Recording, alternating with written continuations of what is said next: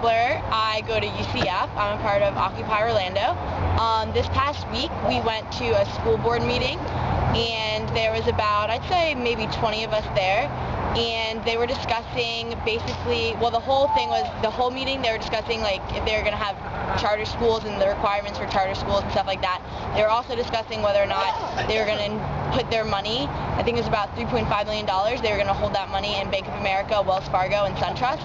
So we went down there. We had about at least 10 people speak on the criminal records of all three of those banks, of scandals with them, how they've proven to be untrustworthy, the way that their stocks have absolutely gone down. Bank of America, for instance, is about $5 now, and the comparison used to be 26.2. We recommended that they do it for credit unions to help support the local economy, keep the money local.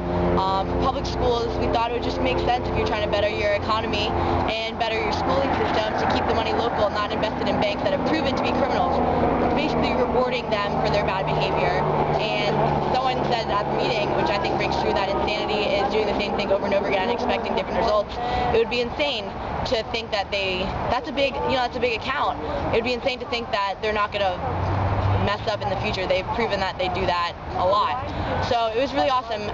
One of the most amazing parts was board member Belle.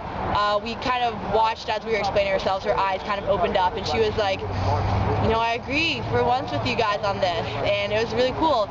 So they tabled that basically, so we had to wait like another hour and a half to hear them talk the rest of it.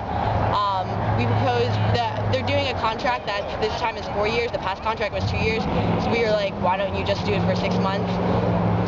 But since board member Belle was really the only one who agreed with us and, you know, kind of saw the logical point of view, she said she's going to look more into it, and they can always get out of the contract within 60 days.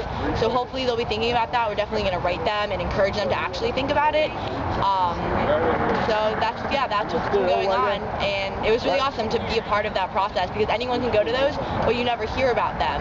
So to have a presence there, I think they were all very surprised to see as many of us there, and many of us actually caring and providing facts and information, because we need to show them that we're educated people, because we are.